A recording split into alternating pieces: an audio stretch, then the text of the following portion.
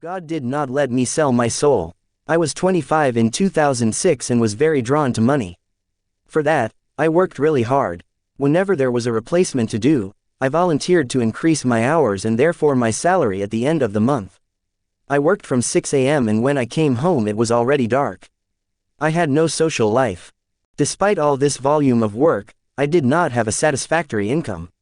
In my opinion, my job was not paying me enough. Since I couldn't work more than I already did, I started to get depressed because I couldn't see a way out. One night when I got home, my father was already asleep. I turned on the television and saw an advertisement for the lotto. There were several millions of euros at stake this week. I told myself that I was going to participate. I already imagined winning these millions. For me, it was the only way to accumulate beyond my satisfaction. As I went to bed, I projected my life as a millionaire while realizing that I had very little chance of winning.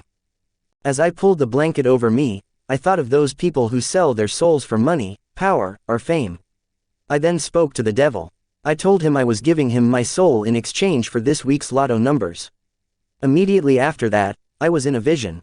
I was going down to a horrible place. I saw fire, sparks, people screaming, crying anguish, and terrible horror all around. I then heard my daddy's voice. When I identified where it was coming from, I saw my dying father doubled over in the middle of the fire and a demon was writing the numbers on his back. It was the lottery numbers. I screamed saying that was not what I wanted. I woke up shaking and could barely walk. I could still smell the sulfur and the burnt smell of this place.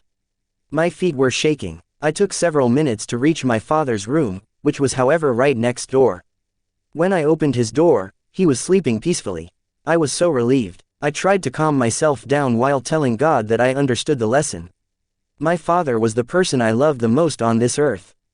So God revealed to me that Satan was also going to take him in exchange for the numbers. Even today I tremble when I think about it.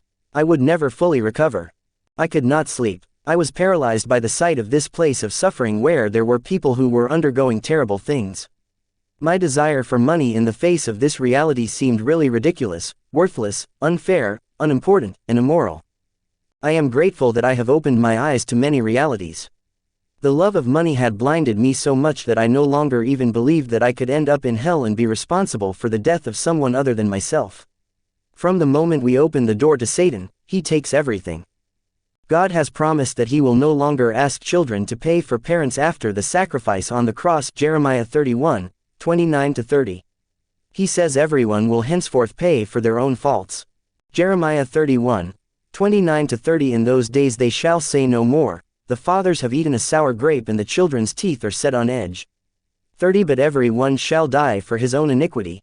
Every man that eats the sour grape, his teeth shall be set on edge. But Satan never made that promise. He always claims family debts and he takes revenge on families over several generations. Stay away from him. What you trigger isn't just about you and him, but everyone you love.